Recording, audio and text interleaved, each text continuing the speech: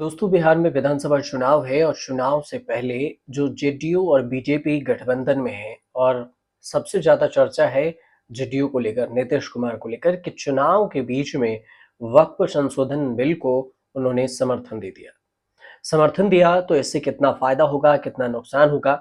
क्योंकि वक्फ बिल कानून बन चुका है, लोकसभा और राज्यसभा से ये पास हो गया और पास होने के बाद राष्ट्रपति की भी मंजूरी मिल गई। और इसके बाद बिहार में जो विधानसभा चुनाव है, इस पर कितना असर पड़ेगा, सबसे ज्यादा नीतीश कुमार पर, जेडीयू पर, बीजेपी पर, इन पर क्या कुछ असर पड़ने वाला है, ये तमाम सवालों को लेकर जो मुस्लिम वोटर्स हैं उनके मन में भी सवाल उठ रहे हैं और मुस्लिम वोटर झटका भी दे रहे हैं। अब तक अगर देखें तो छोटे और बड़े नेताओं को मिलाकर 15 से 20 नेता जेडीयू छोड़ चुके हैं।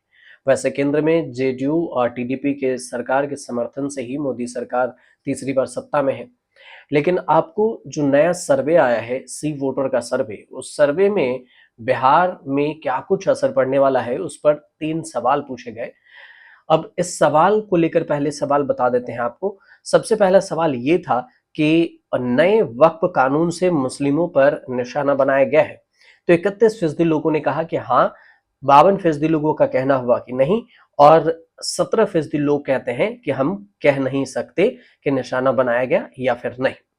दूसरा जो सवाल पूछा गया वो सवाल ये कि वक्फ विवाद का बिहार चुनाव में वोटिंग पैटर्न पर क्या असर पड़ेगा।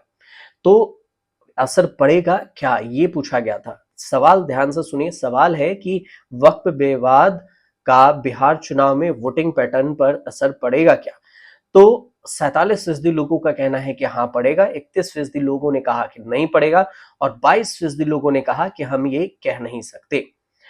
और जो तीसरा सवाल है, सबसे अहम सवाल, वो ये कि वक्फ विवाद से किसे फायदा होगा। जो वक्फ बिल को लेकर वक्फ कानून बना, तो इस पर विवाद भी है, तो इससे फायदा किसको होगा। तो इस सवाल के जवाब में 47% लोगों ने कहा बीजेपी, 31% लोगों ने कहा आरजेडी और 22% लोगों ने कहा कांग्रेस, 3% लोगों ने कहा कि जेडीयू को फायदा होगा। ये समझाते हैं कि आखिर किसे कितना फायदा हो सकता है, इसमें ये चीजें समझिए।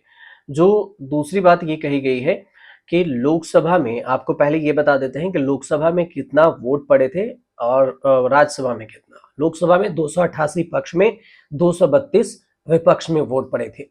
इसके अलावा राज्यसभा में जो वक्फ बिल पास कराने के लिए पक्ष में 128 वोट पड़े और विपक्ष में 95 वोट पड़े।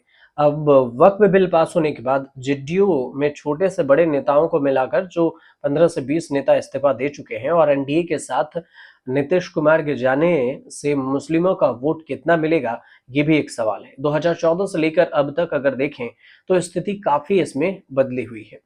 सीएसडीएस जो लोक नीति है, इसने 2014 में जो डेटा जारी किए उसमें 23.5% मुस्लिम वोटर को फायदा हुआ, एनडीए से अलग रहा तो जेडीयू को। 2015 विधानसभा चुनाव को देखें तो महागठबंधन के साथ जब जेडीयू थी तो 80% मुस्लिम वोट मिला। 2019 के लोकसभा चुनाव को देखें तो जेडीयू और बीजेपी दोनों गठबंधन में रही तो सिर्फ 6% का फायदा हुआ। और 2020 विधानसभा को देखें तो जेडीयू और बीजेपी गठबंधन में रही तो 5% ही वोट मिल सके, मतलब 5% का ही फायदा हुआ। 2024 के लोकसभा चुनाव में हाल में देखें तो जेडीयू और बीजेपी गठबंधन में रही तो 12% ही फायदा मिला मुस्लिम वोटर्स का। बिहार की जो मुस्लिम आबादी है 2011 तक में जो आबादी है, उस हिसाब से अगर देखें तो जनगणना जो हुई थी 1,75,00,000, जो करीब करीब 17% के करीब में मुस्लिम आबादी बताई जाती है। अब अगर गठबंधन और में बात करें तो लोकसभा विधानसभा 2020 और लोकसभा 2019 में, तो देखिए जेडीयू को 2020 की बात, अगर 19 की बात करें तो इसमें 2024 में पहले बात कर लेते हैं कि जेडीयू को कितना फायदा हुआ था, जेडीयू इसमें जो बात कर रही थी उसको लेकर। तो अब आपको एक एक कर ये बताते हैं कि आखिर जेडीयू के फायदे में कितना घाटा हुआ और कितना नुकसान हो सकता है। ये तीनों चीजों को समझिए, आपको ग्राफिक के जरिए ये बता देते हैं ताकि आपको आसान से समझ में आ सके। इसमें आप सिर्फ परसेंटेज सुनिएगा, आपको आसानी से मैं कोशिश करता हूं कि आपको समझ में आ जाएगा। देखिए इसमें हुआ ये था कि 2015 के जो वोटिंग परसेंटेज पे थे उसमें, और जो 2019 में लोकसभा हुए थे इसमें अगर देखा जाए तो बीजेपी और जेडीयू जब गठबंधन में थी, लोकसभा 24 में अभी भी है, तो 12% वोट मिले थे। विधानसभा 2020 में 5%, जेडीयू और बीजेपी जब गठबंधन में थी, और लोकसभा 2019 में देखें तो 6% का फायदा हुआ था सिर्फ मुस्लिम वोटर से। इसके अलावे अगर देखा जाए तो इंडिया गठबंधन जो महागठबंधन है उसको 87% 2024 में फायदा हुआ, और विधानसभा में 76% 2020 विधानसभा में।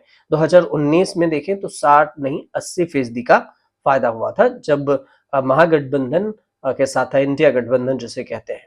इसके अलावा 2015 के विधानसभा चुनाव को देखें और 2014 के विधानसभा चुनाव, तो इसमें आपको जेडीयू जो बिना बीजेपी के गठबंधन से चुनाव लड़ी, इसे 2015 के विधानसभा में 80% का फायदा हुआ, और यही 2014 के विधानसभा लोकसभा को देखें तो 23.5% का ही फायदा हुआ, क्योंकि इस साल 14 में और 15 में गठबंधन में नहीं थी जेडीयू बीजेपी के साथ। अब इंडिया महागठबंधन में थी तो फिर 2014 के जो इलेक्शन में वो 65% का फायदा हुआ था। तो ये जो कुल मिलाकर जो फायदा और मुनाफे की बात हो रही है वो इस वजह से क्योंकि वक्फ को लेकर विवाद भी है, और विवाद के बीच में अभी विधानसभा चुनाव होने हैं।